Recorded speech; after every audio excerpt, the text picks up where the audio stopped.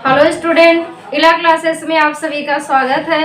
मैं सारिका वर्मा आज प्रेजेंट कर रही हूँ आपके सामने सर्कुलेटरी सिस्टम अर्थात परिसंचरण तंत्र। ठीक है ना। सर्कुलेटरी सिस्टम को हिंदी में हम क्या कहते हैं? परिसंचरण तंत्र कहते हैं। ठीक है ना। तो यहाँ पे देखिए हमने कुछ लिखा हुआ है। खोज यानी कि सर्कुलेटरी सिस्टम की खोज किसने की है? विलियम हार्वे ने की है। उसके बाद फादर ऑफ सर्कुलेटरी सिस्टम किसे कहते हैं? विलियम हार्वे को कहते हैं। ठीक है। फिर जो है स्टडी ऑफ ब्लड सर्कुलेशन यानी कि परिसंचरण तंत्र के अध्ययन को हम क्या कहते हैं? एंजियोलॉजी कहते हैं। परिसंचरण तंत्र के अध्ययन को क्या कहेंगे? एंजियोलॉजी कहेंगे। उसके बाद specialist of blood circulatory system यानी कि जो परिसंचरण तंत्र है, जो ब्लड सर्कुलेटरी सिस्टम है, इसके जो स्पेशलिस्ट होते हैं, इसके जो विशेषज्ञ होते हैं, उन्हें क्या कहते हैं? एंजियोलॉजिस्ट कहते हैं। यानी कि सर्कुलेटरी सिस्टम या ब्लड सर्कुलेटरी सिस्टम के विशेषज्ञ को, स्पेशलिस्ट को हम क्या कहते हैं? एंजियोलॉजिस्ट कहते हैं। इसी एंजियोलॉजी से बना है एंजियोलॉजिस्ट। स्टडी ऑफ सर्कुलेटरी सिस्टम क्या कहलाता है? एंजियोलॉजी। और इनके स्पेशलिस्ट, इसके विशेषज्ञ क्या कहलाते हैं? एंजियोलॉजिस्ट कहलाते हैं। ठीक है ना। सर्कुलेटरी सिस्टम होता क्या है?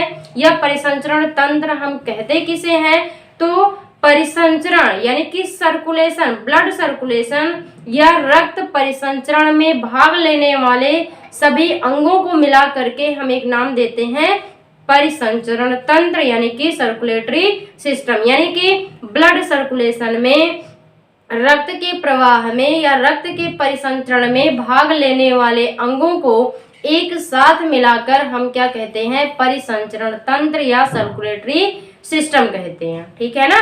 सर्कुलेटरी सिस्टम जो है, इसके कौन कौन से पार्ट होते हैं?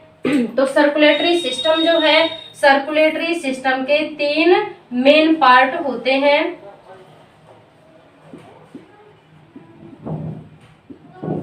सर्कुलेटरी सिस्टम के 3 क्या होते हैं? मेन पार्ट होते हैं। कौन कौन से? सर्कुलेटरी सिस्टम के 3 मेन पार्ट होते हैं। कौन कौन से होते हैं? पहला तो होता है ब्लड। ठीक है ना। पहला पार्ट क्या होगा? ब्लड होगा। दूसरा क्या होगा? ब्लड वेसल्स होंगे। ठीक है। और तीसरा जो है वो क्या होगा? हार्ट यानी कि हृदय। तीसरा आपका हृदय होगा। दूसरा जो है ब्लड वेसल्स है यानी कि रक्त वाहिकाएं। हिंदी में क्या कहेंगे? रक्त वाहिकाएं कहेंगे। ब्लड को आप जानते ही हैं, हिंदी में क्या कहते हैं? रक्त कहते हैं। ठीक है। तो जो सर्कुलेटरी सिस्टम है, सर्कुलेटरी सिस्टम के 3 मेन पार्ट होते हैं। कौन कौन? ब्लड, ब्लड वेसल्स और हार्ट। ये हार्ट जो है, ये सर्कुलेटरी सिस्टम का क्या है? मुख्य भाग होता है। सर्कुलेटरी सिस्टम का मुख्य भाग क्या होता है? हार्ट होता है। हार्ट जो है ये सर्कुलेटरी सिस्टम का मुख्य भाग होता है। ठीक है। तो पहले हम जो है ब्लड पढ़ेंगे, उसके बाद ब्लड वेसल्स, फिर हम हार्ट के बारे में पढ़ेंगे। यानी कि सर्कुलेटरी सिस्टम के 3 मेन पार्ट जो है एक एक करके हम पढ़ेंगे। तो पहले हम पढ़ेंगे किसके बारे में? ब्लड के बारे में यानी कि रक्त के बारे में। तो चलते हैं, अब हम रक्त पढ़ते हैं, पहले ब्लड पढ़ते हैं, उसके बाद हम पढ़ेंगे ब्लड वेसल्स। ठीक है। फिर हार्ट पे आएंगे। तो इसका आप स्क्रीनशॉट लीजिए, उसके बाद हम ब्लड टॉपिक स्टार्ट करते हैं।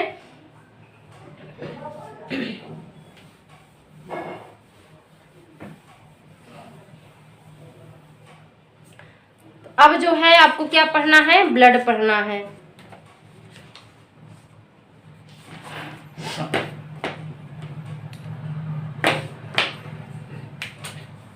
ब्लड यानी कि रक्त। ठीक है ना। ब्लड यानी कि रक्त। तो ये ब्लड जो है, रक्त क्या है? तो रक्त जो है, हम जानते हैं कि रक्त जो है ये लिक्विड कनेक्टिव टिश्यू होता है। यानी कि लिक्विड कनेक्टिव टिश्यू का मतलब क्या होगा? तरल संयोजी ऊतक। रक्त क्या है? ये जो है ब्लड जो है ये है तरल संयोजी ऊतक। ये क्या है? तरल संयोजी ऊतक यानी कि liquid connective liquid connective tissue. रक्त क्या है? ये तरल संयोजी ऊतक है। रक्त जो है ये लिक्विड कनेक्टिव टिश्यू है, ठीक है ना। रक्त जो है इसके कार्य क्या होते हैं, इसके फंक्शन क्या होते हैं? रक्त का कार्य क्या होता है, फंक्शन क्या होता है?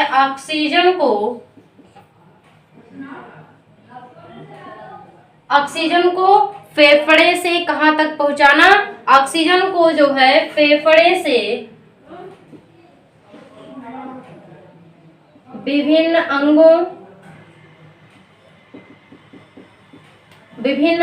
तक पहुंचाना एवं कार्बन डाइऑक्साइड को वापस फेफड़ों में लाना। इसका जो काम होता है, ब्लड जो है, ब्लड का मुख्य कार्य क्या होता है? ब्लड का कार्य होता है ऑक्सीजन को कहां से? फेफड़े से विभिन्न अंगों तक पहुंचाना एवं कार्बन डाइऑक्साइड को विभिन्न अंगों से वापस कहां पर लाना? फेफड़ों में लाना। ऑक्सीजन को फेफड़ों से विभिन्न अंगों तक पहुंचाना, यानी कि ब्लड हमारा क्या करता है? ये हमारे ऑक्सीजन को फेफड़ों से कहां पहुंचाता है? हमारे शरीर के विभिन्न अंगों तक पहुंचाता है। उसके बाद हमारे शरीर के विभिन्न अंगों में से कार्बन डाइऑक्साइड को वापस कहां तक लाने का कार्य करता है? लंग्स तक, यानी कि फेफड़ों तक लाने का कार्य करता है, ठीक है ना। और ये जो ब्लड है, ब्लड का पीएच मान कितना होता है? पीएच मान जो है ब्लड का कितना होता है? 7.4 होता है। यानी कि जो रक्त है, ब्लड है, ब्लड की जो प्रकृति होती है वो कैसी होती है? ब्लड जो है ये कैसा होता है? हल्का क्षारीय होता है। ब्लड जो है ये कैसा होता है? हल्का क्षारीय होता है। इसका पीएच मान जो है वो 7.4 होता है, यानी कि ये जो है हल्का क्या होता है? क्षारीय होता है, ठीक है ना। तो जो सामान्य मनुष्य होते हैं, सामान्य मनुष्य में जो ब्लड होते हैं वो लगभग कितने होते हैं? 5 से 6 लीटर, ठीक है ना। सामान्य मनुष्य में जो है 5 से 6, सामान्य मनुष्य में 5 से 6 लीटर ब्लड होता है, ठीक है ना। 5 से 6 लीटर ब्लड होता है। अधिकतम ब्लड जो है मनुष्य के शरीर में कितना हो सकता है? 7 लीटर हो सकता है, ठीक है ना। 7 लीटर से ज्यादा जो है ब्लड मनुष्य में नहीं पाया जाता। 7 लीटर से ज्यादा ब्लड मनुष्य में नहीं पाया जाता, यानी कि सामान्य मनुष्य में जो ब्लड की मात्रा होती है वो कितनी होती है? 5 से 6 लीटर होती है, ठीक है ना। और ये ब्लड जो है, ब्लड का निर्माण कहाँ पर होता है? ब्लड का निर्माण, ब्लड का निर्माण यानी कि फॉर्मेशन ऑफ ब्लड। ब्लड का निर्माण कहाँ पर होता है? Bone marrow. अगर वयस्क है, ब्लड का निर्माण जो है कहाँ पर होता है? वयस्क है, अगर एडल्ट है,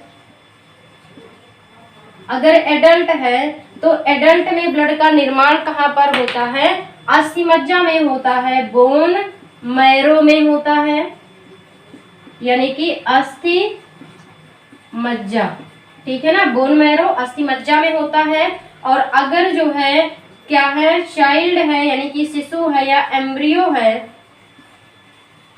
एम्ब्रियो या चाइल्ड यानी कि भ्रूण या जो है शिशु या भ्रूण में ब्लड का निर्माण कहाँ पर होता है? तो लीवर यानी कि यकृत या जो है प्लीहा यानी कि स्प्लीन, लीवर में होता है या फिर प्लीहा में होता है, ठीक है ना। ब्लड का निर्माण अगर एडल्ट है, यानी कि एडल्ट में वयस्क जो होते हैं, वयस्कों में ब्लड का निर्माण, ब्लड का फॉर्मेशन कहाँ पर होता है? बोन मैरो में होता है, अस्थि मज्जा में होता है। और जो चाइल्ड होते हैं, जो एम्ब्रियो होते हैं, एम्ब्रियो में ब्लड का फॉर्मेशन कहाँ पर होता है? लीवर में, यकृत में होता है या फिर किस में होता है? प्लीहा में होता है, ठीक है। इसके बाद हम देखेंगे ब्लड के प्रकार कि ब्लड कितने प्रकार के होते हैं। तो देख लेंगे हम टाइप ऑफ ब्लड यानी कि रक्त के प्रकार। टाइप ऑफ ब्लड यानी कि रक्त के प्रकार। तो रक्त कितने प्रकार के होते हैं? 2 प्रकार के होते हैं। कौन कौन से? पहला तो है वो होता है प्लाज्मा और दूसरा जो है वो क्या होता है? कॉर्पस्कल्स यानी कि कणिकाएं। ठीक है ना? क्या होती हैं? ब्लड जो है कितने प्रकार की होती हैं? 2 प्रकार की होती हैं, प्लाज्मा और रक्त कणिकाएं यानी कि ब्लड कॉर्पसेल्स। ठीक है। प्लाज्मा जो है ये कितने परसेंट होते हैं? ये होते हैं 55% और इनका परसेंट होता है 45%। यानी कि ब्लड जो है 2 प्रकार के होते हैं, 2 टाइप के होते हैं। पहला क्या है? प्लाज्मा है, इनकी परसेंटेज कितनी होती है? 55% होती है। दूसरा जो है वो क्या है? कॉर्पसेल्स है यानी कि कणिकाएं हैं, इनकी परसेंटेज कितनी होती है? 45%। 55% प्लाज्मा पाए जाते हैं ब्लड में और 45% क्या होती हैं? कणिकाएं होती हैं, रक्त कणिकाएं होती हैं। ठीक है, इसका स्क्रीनशॉट लीजिए। उसके बाद हम चलते हैं, पहले पढ़ेंगे प्लाज्मा फिर पढ़ेंगे कणिकाएं। ठीक है, स्क्रीनशॉट ले लीजिए जल्दी से। प्लाज्मा, चलते हैं हम आगे हम देखते हैं प्लाज्मा के बारे में डिटेल।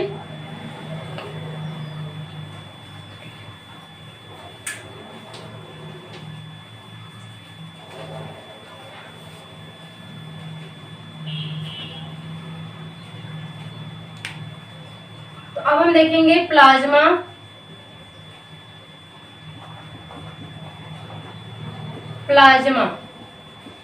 इनकी परसेंटेज कितनी होती है? अभी हमने बताया 55%। ये कितने परसेंट होते हैं?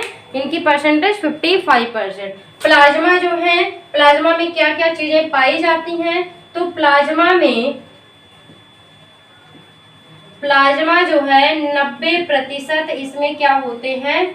वाटर। 90% यानी कि प्लाज्मा जो है, ये बहुत इंपॉर्टेंट है, पूछा जाता है आपसे क्वेश्चन कि प्लाज्मा में वाटर की मात्रा कितनी होती है। तो प्लाज्मा जो है या प्लाज्मा किन किन चीजों से मिलकर बना होता है, क्या क्या चीजें इसमें पाई जाती हैं? तो प्लाज्मा जो है, प्लाज्मा में 90% यानी कि 90% क्या होता है? वाटर होता है। और 10% में 90% तो वाटर होता है, 10% में क्या क्या होते हैं? 10% में प्रोटीन होते हैं, खनिज लवण होते हैं और कुछ जो है क्या होते हैं? एंजाइम होते हैं। खनिज लवण और कुछ एंजाइम। ठीक है ना? खनिज लवण और कुछ एंजाइम। यानी कि जो प्लाज्मा है, प्लाज्मा में 90% क्या है? वाटर है और 10% जो है, 10% में प्रोटीन, खनिज लवण और एंजाइम, ये सब मिला करके हैं। ठीक है, और याद रख लेना है आपको कि जो प्लाज्मा है, प्लाज्मा में 4 प्रकार के प्रोटीन भी पाए जाते हैं। यानी कि प्लाज्मा में क्या पाए जाते हैं? प्रोटीन। प्लाज्मा में कितने प्रकार के प्रोटीन पाए जाते हैं? 4 प्रकार के। प्लाज्मा में जो है कुछ प्रोटीन भी पाए जाते हैं, यानी कि प्लाज्मा में कुछ प्रोटीन पाए जाते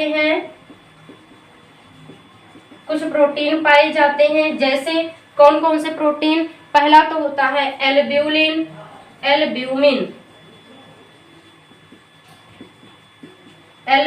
प्रोटीन। ठीक है, दूसरा जो है वो ग्लोब्यूलिन।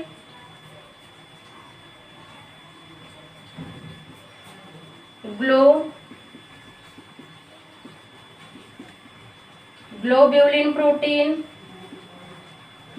ठीक है ना? Albumin protein, globulin protein. तीसरा जो है वो है फाइब्रिनोजन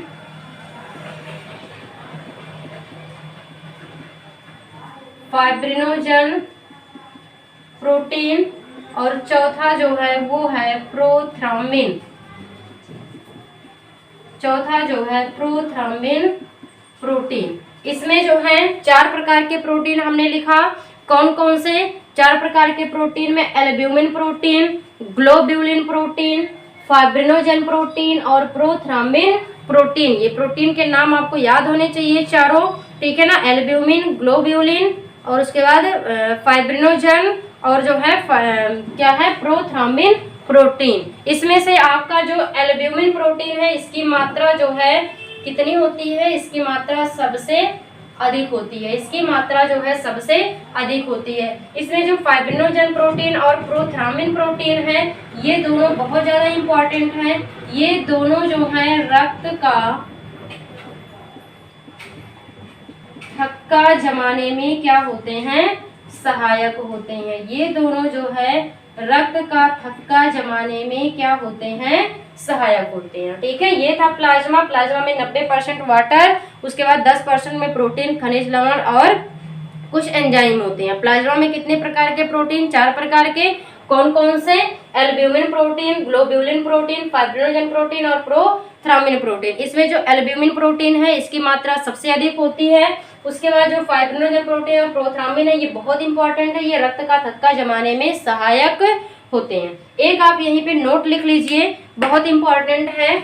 नोट के रूप में आप ऐसे लिख लीजिए, बता दे रहे हैं आपको। नोट में आप लिख लीजिए कि यदि प्लाज्मा में से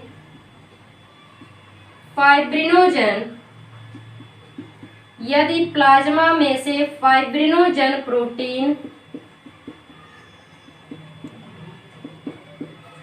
निकाल लिया जाए तो बचा हुआ प्लाज्मा क्या कहलाता है? सीरम कहलाता है। बचा हुआ प्लाज्मा जो है वो क्या कहलाता है? सीरम कहलाता है, ठीक है। इसको आप नोट के रूप में ऐसे याद कर लीजिएगा, लिख लीजिएगा कि यदि प्लाज्मा में से फाइब्रिनोजन प्रोटीन निकाल लिया जाए तो बचा हुआ प्लाज्मा जो है वही क्या कहलाता है? सीरम कहलाता है, ठीक है ना। तो ये था प्लाज्मा के बारे में। अब इसका स्क्रीनशॉट लीजिए आप जल्दी से, फिर हम चलते हैं आगे। इसका जो दूसरा पार्ट है, ये ब्लड का पहला पार्ट था, पहला जो है पार्ट प्लाज्मा। इसके बाद आप पढ़ेंगे कॉर्पसेल्स यानी कि रक्त कणिकाएं। जल्दी से स्क्रीनशॉट लीजिए इसका, फिर हम चलते हैं अगले टॉपिक पर जो है कॉर्पसेल्स यानी कि कणिकाएं, ठीक है। तो स्क्रीनशॉट ले चुके होंगे आप।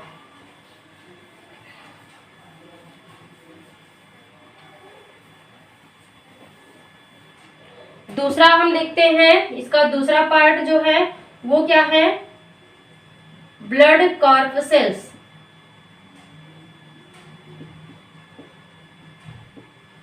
यानी कि रक्त कणिकाएं, ठीक है ना। ब्लड कॉर्पसेल्स रक्त कणिकाएं। प्लाज्मा जो है इसको हमने बताया था कितना परसेंट होता है? 55। और ये कितना परसेंट होता है? ब्लड का जो है 45% होता है। तो ये जो प्लाज्मा जो कॉर्पसेल्स होते हैं, रक्त कणिकाएं जो होती हैं, ये कितने प्रकार की होती हैं? ये जो है ये 3 प्रकार की होती हैं। रक्त कणिकाएं जो हैं या ब्लड कॉर्पसेल्स जो हैं ये कितने प्रकार की? 3 प्रकार की होती हैं। कौन कौन से?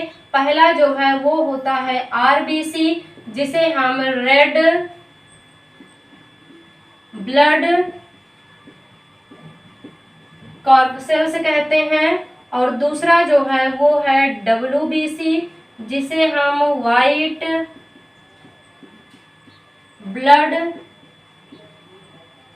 कॉर्पसेल्स कहते हैं। और तीसरा जो है वो है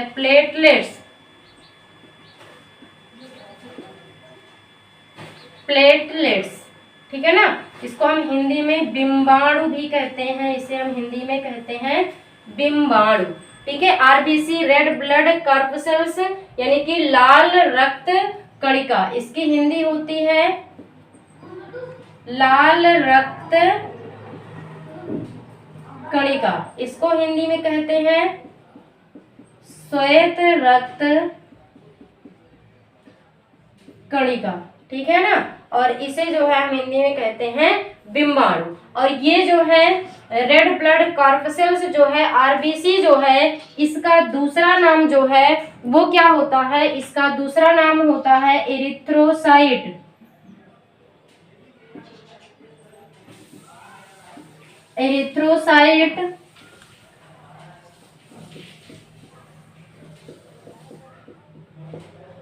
एरिथ्रोसाइट ठीक है। जो आपका श्वेत रक्त कणिका है, इसका दूसरा नाम जो होता है वो होता है थ्रोम्बोसाइट।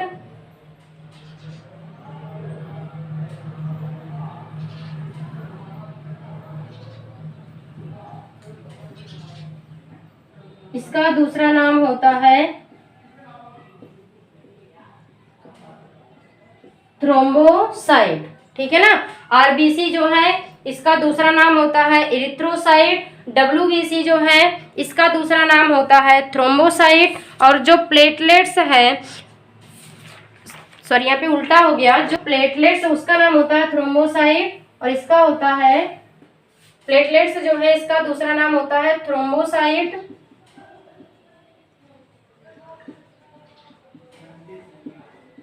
थ्रोम्बोसाइट और इसका दूसरा नाम जो है डब्ल्यूबीसी का होता है ल्यूकोसाइट। ठीक है ना। ब्लड कॉर्पसेल्स यानी कि रक्त कणिकाएं जो है ये ब्लड का कितने परसेंट, 45% भाग बनाती हैं। उसके बाद ये जो आरबीसी है, रेड ब्लड कॉर्पसेल्स है, यानी कि ब्लड रक्त कणिकाएं जो है 3 प्रकार की, आरबीसी, डब्ल्यूबीसी और प्लेटलेट्स। आरबीसी का पूरा नाम है रेड ब्लड कॉर्पसेल्स, डब्ल्यूबीसी का पूरा नाम है व्हाइट ब्लड कॉर्पसेल्स, और प्लेटलेट्स को हिंदी में बिम्बाणु कहते हैं, आरबीसी को हिंदी में लाल रक्त कणिका कहते हैं, डब्ल्यूबीसी को श्वेत रक्त कणिका कहते हैं। आरबीसी जो है, आरबीसी का दूसरा नाम होता है एरिथ्रोसाइट, डब्ल्यूबीसी का दूसरा नाम होता है ल्यूकोसाइट, और जो प्लेटलेट्स है, प्लेटलेट्स का दूसरा नाम होता है थ्रोम्बोसाइट। अब हम एक एक देखेंगे। पहले देखेंगे हम डब्ल्यूबीसी के बारे में, पहले पढ़ेंगे आरबीसी। ठीक है ना। रेड ब्लड कॉर्पसेल्स जो है इसके बारे में पहले पढ़ेंगे, रेड ब्लड कॉर्पसेल्स। तो रेड ब्लड कॉर्पसेल्स जो है इसका दूसरा नाम क्या है, एरिथ्रोसाइट है। ठीक है। इसमें जो है आरबीसी जो है ऐसे जीवों में पाया जाता है जिनमें जो है, ऐसे जीवों में पाया जाता है जिनमें रीढ़ की हड्डी पाई जाती है। इसी तरीके से आप याद कर लेंगे इसमें कि आरबीसी जो है ऐसे जीवों में पाया जाता है जिनमें रीढ़ की हड्डी पाई जाती है, और जो आरबीसी है, आरबीसी में केंद्रक नहीं पाया जाता। आरबीसी जो है में केंद्रक अनुपस्थित होता है, इसमें केंद्रक नहीं पाया जाता। कुछ अपवाद होते हैं, अपवाद में क्या है, अपवाद में है ऊंट और लामा। ऊंट और लामा में जो है केंद्रक, यानी ऊंट और लामा के आरबीसी में क्या पाया जाता है, केंद्रक पाया जाता है। ऊंट और लामा के आरबीसी में केंद्रक पाया जाता है। ठीक है ना। आरबीसी जो है किन में पाया जाता है, जिनमें रीढ़ की हड्डी पाई जाती है उनमें केंद्रक पाया जाता है, उनमें आरबीसी पाई जाती है। आरबीसी में केंद्रक नहीं पाया जाता। इसके कुछ अपवाद हैं, जैसे ऊंट और लामा जो है इसके आरबीसी में केंद्रक पाया जाता है। ठीक है ना। और ये जो आरबीसी है, आरबीसी का जो जीवन काल होता है वो कितना होता है, आरबीसी का जीवन काल वो होता है 120 दिन। इसका जीवन काल कितना होता है, 120 दिन होता है। आरबीसी जो है, आरबीसी का निर्माण कहाँ पर होता है, तो आरबीसी का निर्माण जो है ये होता है अस्थि मज्जा में, यानी कि बोन मैरो में। ठीक है ना। इसका निर्माण कहाँ पर, अस्थि मज्जा में, बोन मैरो में होता है।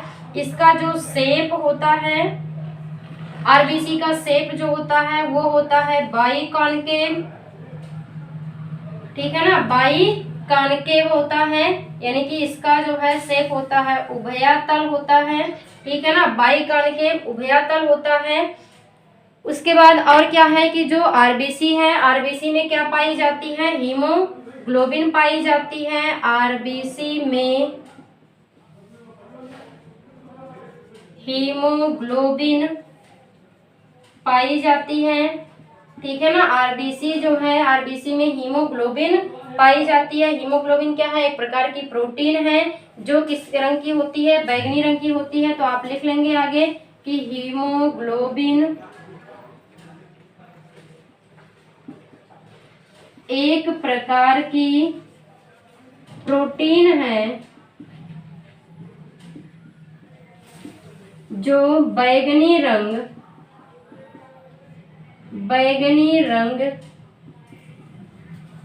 की होती है। हीमोग्लोबिन जो है इसका काम क्या होता है, हीमोग्लोबिन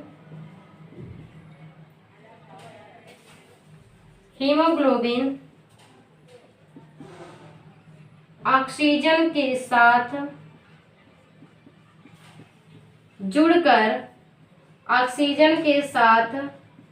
जुड़कर ऑक्सी हीमोग्लोबिन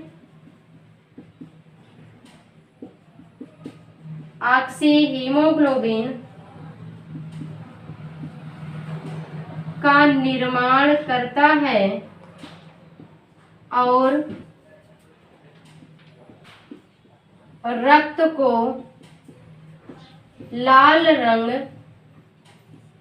प्रदान करता है, ठीक है ना। हीमोग्लोबिन जो है ये ऑक्सीजन के साथ जुड़ करके क्या बनाता है, ऑक्सी हीमोग्लोबिन बनाता है और ये रक्त को लाल रंग प्रदान करता है। हीमोग्लोबिन है क्या, एक प्रकार की प्रोटीन है। ये किस रंग की होती है, बैंगनी रंग की। हीमोग्लोबिन बैंगनी रंग की होती है। जब ये ऑक्सीजन से मिल जाती है तो क्या हो जाता है, इसका रंग कैसा हो जाता है, लाल रंग हो जाता है, ठीक है। ये था जो है आरबीसी। और थोड़ा सा इसके बारे में आप जानेंगे। आरबीसी जो है इसकी संख्या, आरबीसी की संख्या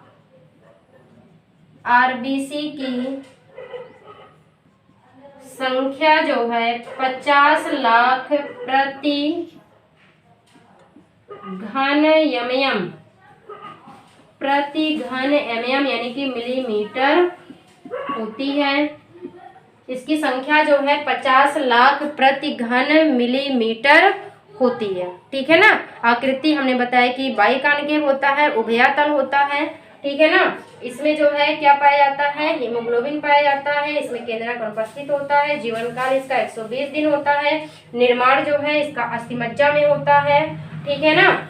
और ये किन में पाया जाता है, ये ऐसे जीवों में पाया जाता है जिनमें रीढ़ की हड्डी पाई जाती है। इसके जो है कुछ अपवाद हैं, जैसे ऊंट और लामा जो है, ऊंट और लामा के आरबीसी जो है उसमें केंद्रक नहीं पाया जाता। आरबीसी में हीमोग्लोबिन पाई जाती है जो ऑक्सीजन के साथ जुड़ करके ऑक्सी हीमोग्लोबिन का निर्माण करती है, ठीक है ना।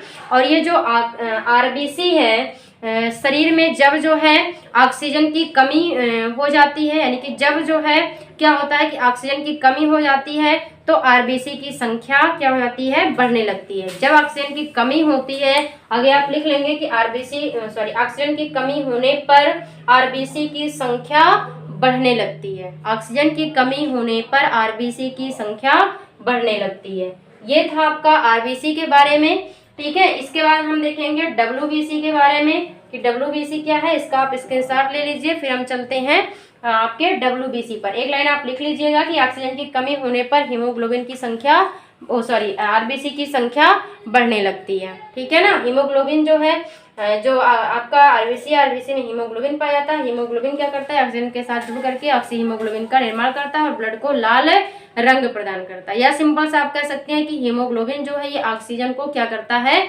बांधने का कार्य करता है, ठीक है ना। एक लाइन और आप लिख लेंगे कि 1 ग्राम जो है, यहाँ पे हम लिख दे रहे हैं कि 1 ग्राम हीमोग्लोबिन जो है 1 ग्राम हीमोग्लोबिन जो है 1.34 ml ऑक्सीजन को क्या करता है, बांधता है, ठीक है ना। 1 ग्राम हीमोग्लोबिन जो है 1.34 ml ऑक्सीजन को क्या करता है, बांधता है। ठीक है, ये था। इसी में एक पॉइंट और याद रख लेंगे कि हीमोग्लोबिन जो है अगर इसकी परसेंट ये जो है 11 पॉइंट से कम हो जाता है तो मनुष्य को क्या हो जाता है, एनीमिया रोग हो जाता है। ये सब आप जानते होंगे। जल्दी से स्क्रीनशॉट लीजिए, फिर हम चलते हैं WBC पर।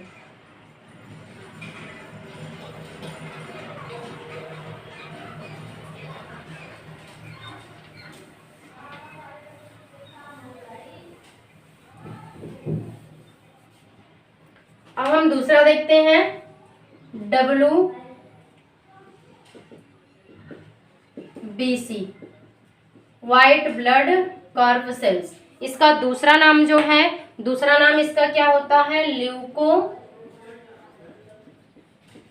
इसका दूसरा नाम होता है ल्यूकोसाइट। दूसरा नाम इसका क्या होता है, ल्यूकोसाइट। आरबीसी का दूसरा नाम क्या है, ल्यूकोसाइट है। इसका पूरा नाम क्या है, श्वेत रक्त कणिका, यानी कि व्हाइट ब्लड कॉर्पसेल्स। ठीक है ना।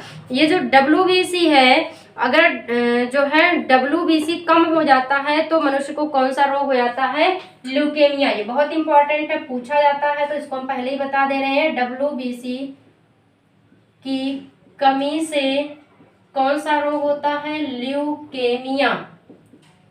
ठीक है ना। WBC की कमी से कौन सा रोग होता है, ल्यूकेमिया होता है। ठीक है ना। WBC की कमी से जो है ल्यूकेमिया नहीं, WBC की कमी से नहीं, WBC की अधिकता से ल्यूकेमिया रोग होता है, जिसे हम क्या कहते हैं, ब्लड कैंसर कहते हैं, ब्लड कैंसर। और WBC की कमी से ल्यूकोपेनिया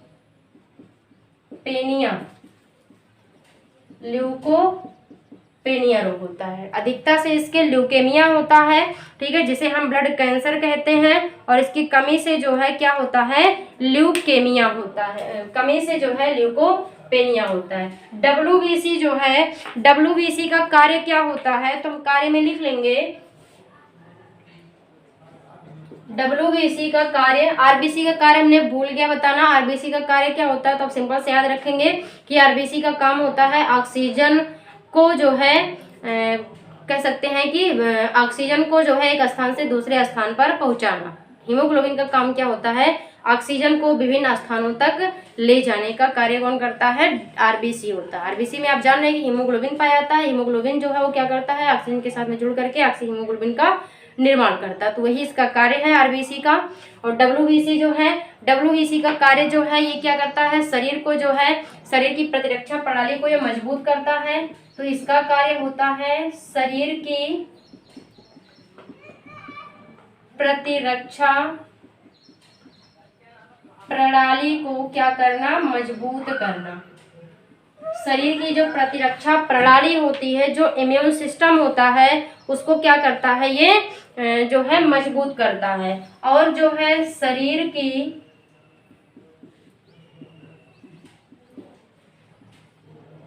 प्रतिरोधक क्षमता को बनाए रखना।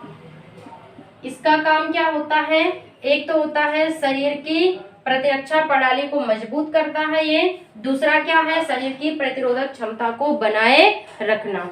WBC जो है हमने बताया था, RBC जो है, RBC में क्या पाया जाता है, केंद्रक पाया जाता है। लेकिन WBC जो है, WBC में केंद्रक नहीं पाया जाता। WBC में केंद्रक पाया जाता है। इसमें जो है केंद्रक पाया जाता है। WBC में केंद्रक पाया जाता है। ठीक है ना। इसका निर्माण कहाँ पर होता है, तो इसका निर्माण भी कहाँ पर होता है, अस्थि मज्जा में होता है। इसका निर्माण कहाँ पर होता है, अस्थि मज्जा में होता है। ठीक है ना। इसका जो लाइफ स्पैन यानी कि जो जीवन काल है, इसका जीवन काल जो है वो कितना होता है, 3 से 5 दिन होता है। जीवन काल कितना, 3 से 5 दिन होता है। निर्माण हो गया अस्थि मज्जा में। और इसका जो शेप होता है, शेप जो होता है वो क्या होता है, कैसा होता है, अमीबा के समान।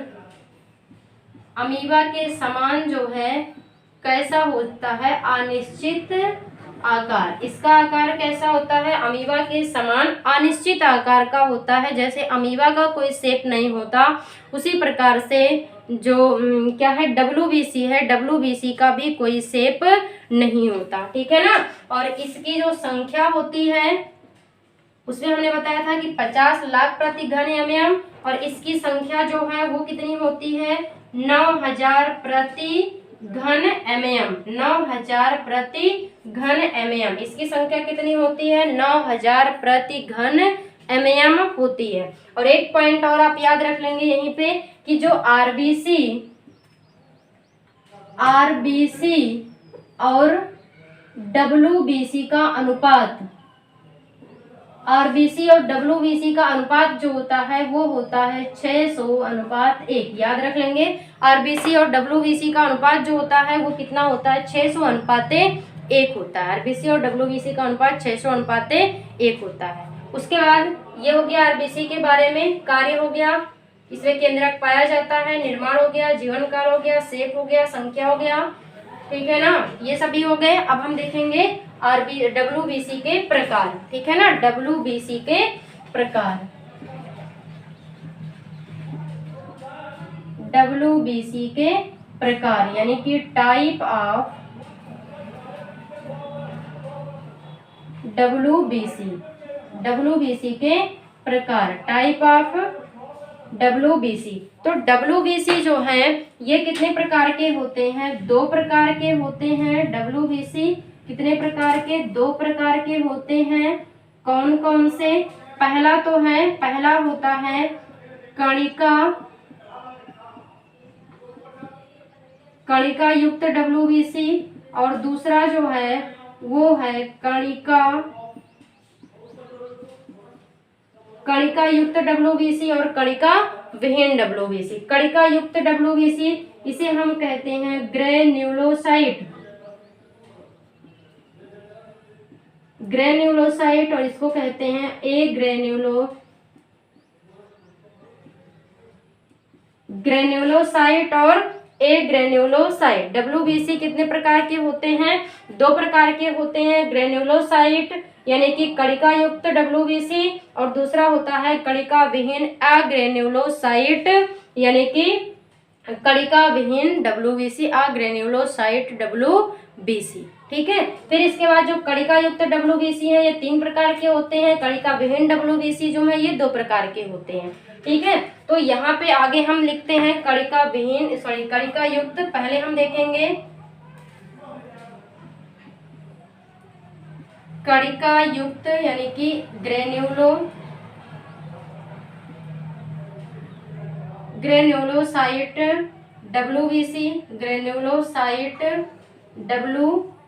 WBC। ये कितने प्रकार के होते हैं? 3 प्रकार के होते हैं। ये कितने प्रकार के? 3 प्रकार के।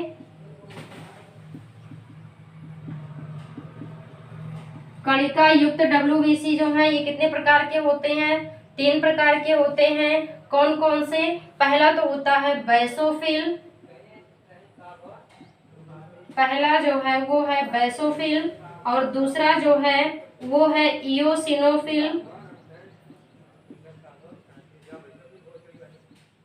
इओसिनोफिल, और तीसरा जो है वो है न्यूट्रोफिल। ठीक है ना। जो कणिका युक्त यानी कि कणिका युक्त WBC या ग्रेन्युलोसाइट WBC जो है ये कितने प्रकार के होते हैं? 3 प्रकार के होते हैं। बेसोफिल, इओसिनोफिल और न्यूट्रोफिल। फिर इसके बाद जो कणिका विहीन है ग्रेन्युलोसाइट जो है ये कितने प्रकार की होती है? 2 प्रकार की होती है। ठीक है ना, मोनोसाइट और एक होता है लिम्फोसाइट। मोनोसाइट और लिम्फोसाइट। तो पहले हम देख लेते हैं कणिका युक्त जो है ग्रेन्युलोसाइट में बेसोफिल, इओसिनोफिल और न्यूट्रोफिल। तो यहाँ पे जो बेसोफिल है इसका काम क्या होता है? जो बेसोफिल है इसका काम क्या होता है? इसका काम होता है एलर्जी को दूर करना, यानी कि बेसोफिल जो है ये क्या करता है? एलर्जी को दूर करता है। और जो बेसोफिल जो है एलर्जी को दूर करता है, और जो इओसिनोफिल है ये क्या करता है? ये शरीर को रक्षा यानी कि ये जो है हमारे शरीर की जो है रोगों से रक्षा करता है। इयोसिनोफिल जो है ये जो है ये क्या करता है, इयोसिनोफिल जो है ये शरीर में जो है रोगों से रक्षा करता है। ये क्या करता है, रोगों से रक्षा करता है। और जो न्यूट्रोफिल है ये क्या करता है, जीवाणुओं को, ये जो है जीवाणुओं को क्या करता है, नष्ट करता है। ठीक है ना।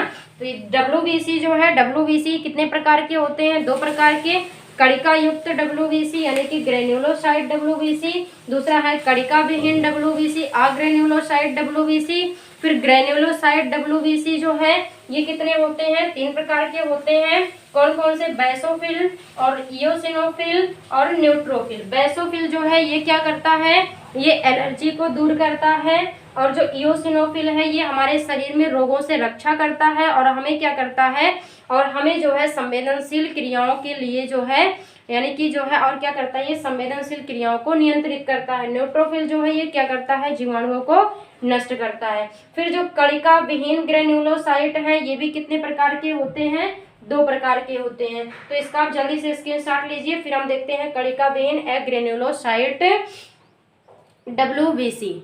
जल्दी से स्क्रीनशॉट लीजिए इसका आप, फिर हम आगे चलते हैं।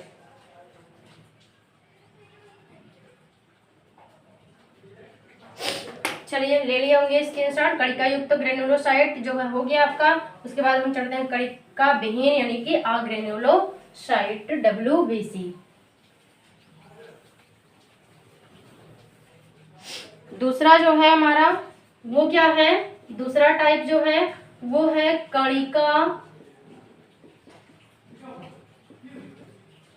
कणिका विहीन WBC यानी कि अग्रेन्युलोसाइट WBC। ठीक है ना।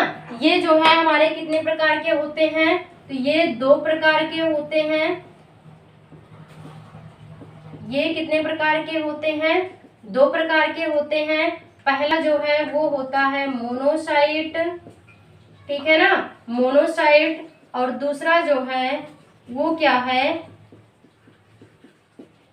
लिम्फोसाइट। मोनोसाइट और लिम्फोसाइट। तो यहाँ पे जो मोनोसाइट है, मोनोसाइट जो है ये मोनोसाइट ये क्या करता है, ये जीवाणुओं को पकड़ने का काम करता है। मोनोसाइट जो है ये क्या करता है, जीवाणुओं को पकड़ने का काम करता है। ये जो है जीवाणुओं को पकड़ने का कार्य करता है। मोनोसाइट जीवाणुओं को पकड़ने का कार्य करता है। और ये जो है जो मोनोसाइट है ये आकार में, मोनोसाइट ये आकार में कैसा होता है, बहुत बड़ा होता है। ये आकार में जो है बहुत बड़ा होता है। मोनोसाइट जो है ये आकार में बहुत बड़ा होता है और ये जीवाणुओं को पकड़ने का कार्य करता है। लिम्फोसाइट जो है, लिम्फोसाइट जो है ये संख्या में सर्वाधिक होती है। लिम्फोसाइट जो है ये कैसी होती है, ये जो है संख्या में सर्वाधिक होती है। ठीक है ना। लिम्फोसाइट संख्या में कैसी होती है, सर्वाधिक होती है। और ये जो है कितने प्रकार की होती है, ये 2 प्रकार की होती है। ये कितने प्रकार की होती है, 2 प्रकार की होती है। एक तो होता है टी लिम्फोसाइट, एक होता है टी लिम्फोसाइट और दूसरा जो है वो होता है बी लिम्फोसाइट। ठीक है ना। टी लिम्फोसाइट और बी लिम्फोसाइट। टी लिम्फोसाइट जो है एंटीबॉडी, ये क्या करता है, एंटीबॉडी बनाने वाली किसका, कोशिकाओं का निर्माण करता है। ये क्या करता है, एंटीबॉडी बनाने वाली कोशिकाओं का निर्माण करता है। और बी लिम्फोसाइट जो है ये क्या करता है, एंटीबॉडी बनाने का कार्य करता है। ठीक है ना।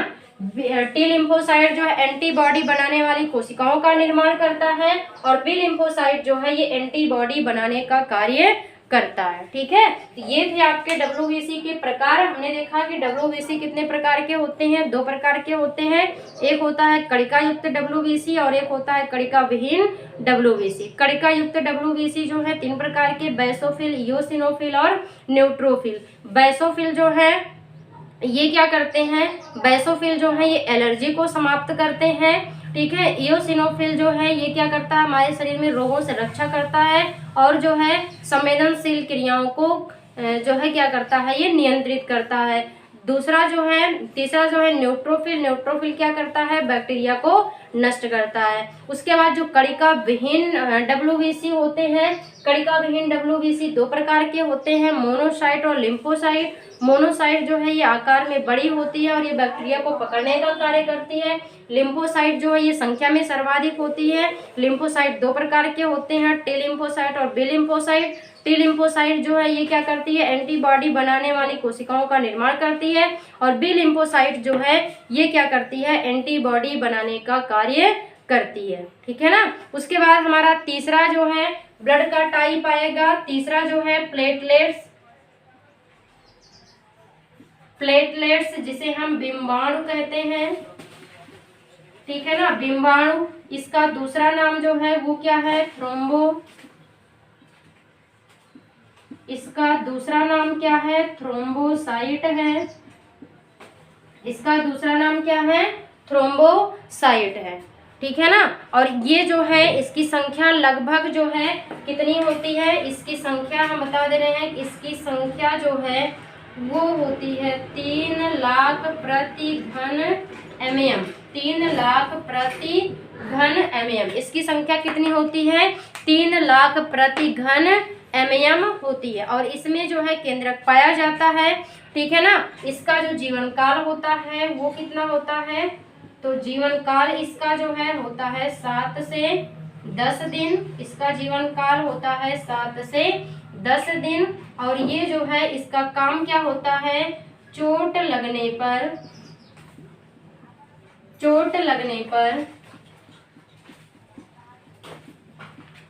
रक्त को जो है, चोट लगने पर ये जो है रक्त का क्या करता है, रक्त का थक्का जमाता है। रक्त का थक्का जमाने में सहायक होता है। ठीक है। प्लेटलेट्स का कार्य क्या होता है, प्लेटलेट्स का कार्य होता है चोट लगने पर रक्त का थक्का जमाना। ठीक है, यानी कि ये चोट लगने पर क्या करता है, रक्त का थक्का जमाने में सहायक होता है। तो ये था आपका प्लेटलेट्स जो है बस इतना इंपॉर्टेंट है। प्लेटलेट्स का कार्य क्या है, तो आप याद रखिए कि प्लेटलेट्स जो है रक्त का थक्का जमाने में सहायक होता है। इसका जीवन काल होता है 7 से 10 दिन और इसकी संख्या जो होती है वो 3 लाख प्रति घन mm होती है। ठीक है, तो ये थे आपके ब्लड और ब्लड के प्रकार। उम्मीद है आपको ब्लड समझ में आया होगा कि ब्लड क्या है। ठीक है, इनके कार्य क्या होते हैं, ब्लड में जो है कौन कौन से प्रोटीन या कितने प्रकार के होते हैं। ठीक है ना, ये आपको समझ में आ गया होगा। स्क्रीनशॉट ले लीजिए इसका भी और आप नोट करिएगा। ठीक है, तो उम्मीद है कि आपको ये समझ में आ गया होगा। अगर कहीं पे आपको कोई डाउट होता है, कोई क्वेश्चन आपको पूछना है, आपके मन में कोई क्वेरी है, तो आप उसे कमेंट सेक्शन में जरूर बताएं, आपको उसका जवाब दिया जाएगा। वीडियो को लाइक करें, अधिक से अधिक शेयर करें और जो लोग सब्सक्राइब ना किए हों वो वीडियो को जल्द से जल्द क्या कर लें, सब्सक्राइब कर लें। Thank you.